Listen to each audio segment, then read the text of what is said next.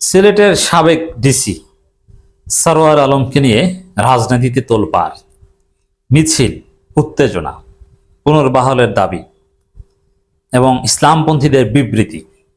জামাত শিবির সরোয়ার আলমের পাশে দাঁড়াচ্ছে। শিবির সভাপতি সরাসরি স্পষ্টভাবে বলছেন যে মাদকের বিরুদ্ধে অবস্থান নেয় সরোয়ার আলমকে প্রত্যাহার করা হয়েছে। জামাতের সিলেট মহানগরীর নায়েব আমির সরাসরি গণমাধ্যমে বলছেন যেটা অন্যায় হয়েছে। হেফাজতে ইসলাম সরাসরি হেফাজতের লোকজন মিছিল করছেন, এমনকি চরমনাইয়ের লোকজনও, মানে হুজুর ইসলামপন্থী আলেম ওলামা, বিশেষ করে দেওবন্দি ঘরানার লোকজন, তারাও ডিসি সরোয়ারের পাশে, আর জামাত শিবিরও তার পাশে। এবং ডিসি সরোয়ারের জীবনে এটা একটা অর্জন, এটা যে কোনো একজন অ্যাডমিন অফিসারের জন্য অর্জন। বিশেষ করে এই ধরনের বিসিএস চাকরি যারা করেন, কখনো জনগণ তাদের জন্য স্লোগান দেয়, জনগণ তাদের সাথে কথা বলার জন্য লাইন দেন, সেলফি তুলতে চান, এটা হয় না। আমি একটা ঘটনা বলবো। আমার এক ফ্রেন্ড বাংলাদেশের যে কোনো একটা উপজেলার ইউএনও, দক্ষিণ অঞ্চলে বিশ্ববিদ্যালয়ে আমরা সেম ব্যাচে ছিলাম। তো একদিন আমাকে বলেন যে আমরা ইউএনও হয়েছি, অমুক তমুক, তাতে কি, তুমি অনেক ভালো আছো। কিভাবে ভালো আছি? তোমাদের তো অনেক পাওয়ার, আর আমরা তো দেশে থাকতে পারি না ঠিক মতো।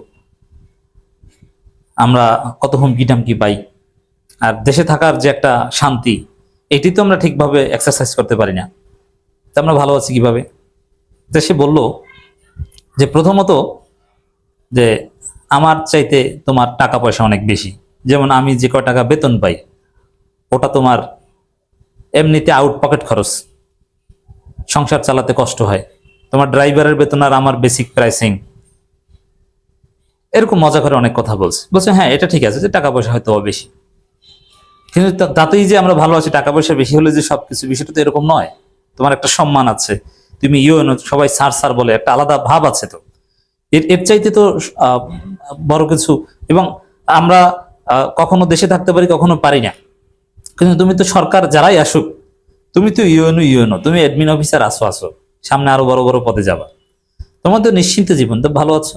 তখন সে আরেকটা কথা বললো, এই যে দেখো যে আমরা চাকরি করি, আমরা ইউএনও ঠিক আছে, একটা নির্দিষ্ট রুমের মধ্যে কিছু কার্যক্রম করি, হয়তো মাঝে মাঝে দুই একটা স্কুল বা প্রতিষ্ঠানের দাওয়াতে যাই, কিন্তু তোমরা রাস্তায় বের হলেই হাজার হাজার মানুষ তোমাদের সাথে সেলফি তুলতে আসে। হ্যাঁ, বাস্তবে এটাই যে আমরা যখন প্রকাশ্যে একটু মাস্ক খুলে কোথাও চললে, সাধারণত শত্রুপক্ষ যারা, তারা এড়িয়ে চলে, কিন্তু শুভাকাঙ্ক্ষী ভাই ব্রাদার অনেকে ছবি তুলতে আসেন, সেলফি তুলতে আসেন, অটোগ্রাফ নিতে আসেন। সেটা শুধু বাংলাদেশে না, পৃথিবীর যেখানে যাই সেখানে। তখন আমার বন্ধু বলে, এই যে ভালো লাগাটা, এই যে অর্জনটা, যে মানুষ তোমাদের সাথে পরিচিত হতে আসে, সালাম দেয়, irrespective of caste, colour and religion, অথবা একটা শ্রেণীর বিশাল অংশের মানে কাছে তোমরা বিরাট সেলিব্রিটি, এটার যে একটা ভালো লাগা, এটা ইউএনও ডিসি সচিব হয়েও এটা পাওয়া যায় না। মানুষ একটু পরিচিতির জন্য, তোমাদেরকে মানুষ চেনে, সারা পৃথিবী চেনে।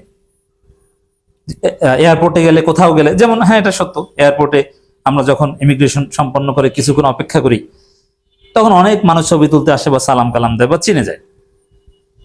কিন্তু বিভিন্ন জায়গার ইউএনও ডিসি বসে থাকলে তার দিকে কেউ ফিরেও তাকায় না।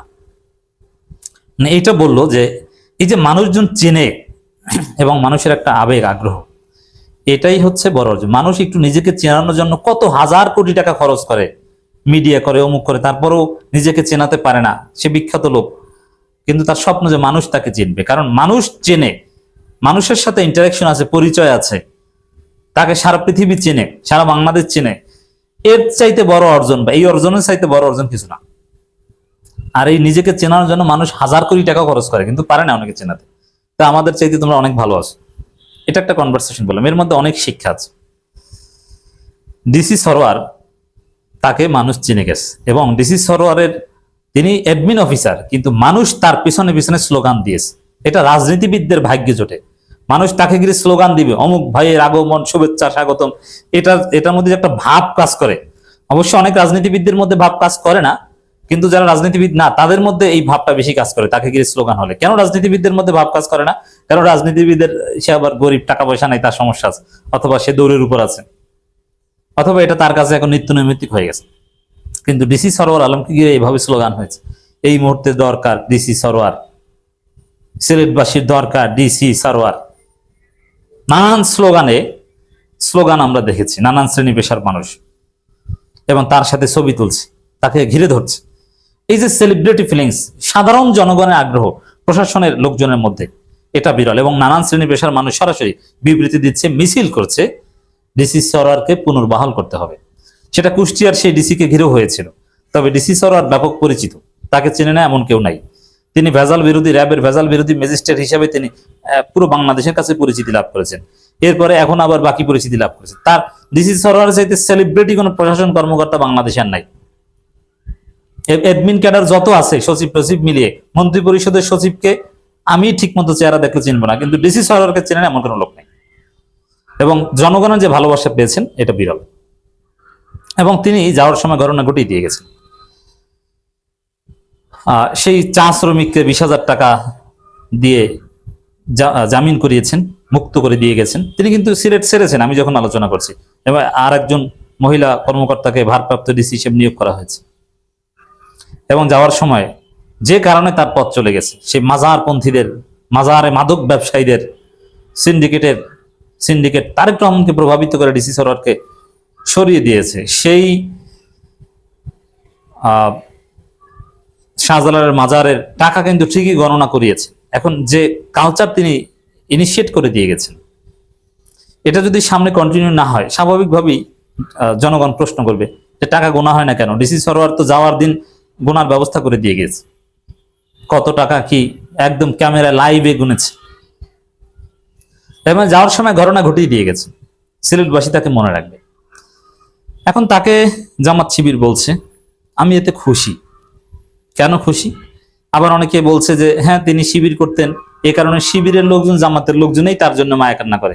শিবির সভাপতি নিজে মুখ খুলেছেন ডিসি সরোয়ারের পক্ষে, জামাতের সিলেটের নায়েবে আমির নিজে মুখ খুলেছেন, গণমাধ্যমে কথা বলেছেন ডিসি সরোয়ারের পক্ষে।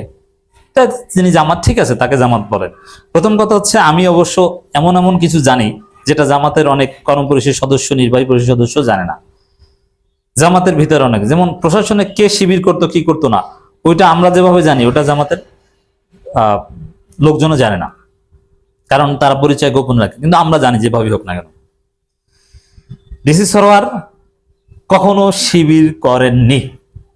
তবে ডিসি সরোয়ারের আচার আচরণ শিবির। তিনি নামাজ পড়েন, তিনি কোরআন তেলাওয়াত করতে পারেন, তিনি মসজিদে যে কথা বলতে পারেন, কিন্তু বাস্তবে তিনি শিবির করেন। তিনি শিবির যদি করে থাকতেন তাহলে জামাত শিবির তার পক্ষে এখানে বলতো না, চুপচাপ থাকতো, যাতে এই জায়গায় ধরা খেয়েছে তাতে কি সামনে যেন ভালো কিছু করতে পারে। কিন্তু জামাত শিবির প্রকাশ্যে যেভাবে তার পক্ষে বলছে, তাদের লোক হলে এভাবে তার পক্ষে বলতো না। এটা একজন ভালো লোকের পক্ষে বলেছে, জাস্ট এতটুকু। নিজেদের লোক হলে এটা এখানে কৌশল হেকমত অবলম্বন করত। আর একদম জামাত শিবির হলে হেফাজত বা খেলাফত বা অন্যান্য কর্মীভিত্তিক দল ডিসি সরকারের পক্ষে এভাবে দাঁড়াতো না। তিনি জামাত শিবির নন। তবে এতে আমি খুশি এই কারণে যে জনগণ দেখুক যে সৎ অফিসারদেরকে এভাবে সরিয়ে দেওয়া হয়, সৎ অফিসারদেরকে এভাবে নির্যাতন করা হয়, এবং দুর্নীতির কাছে বিএনপি সরকার মাথা নত করে। জনগণ দেখুক, সিলেটবাসী দেখুক, তারপরে বিএনপি বিষয়ে তারা কি সিদ্ধান্ত নেবে নিক।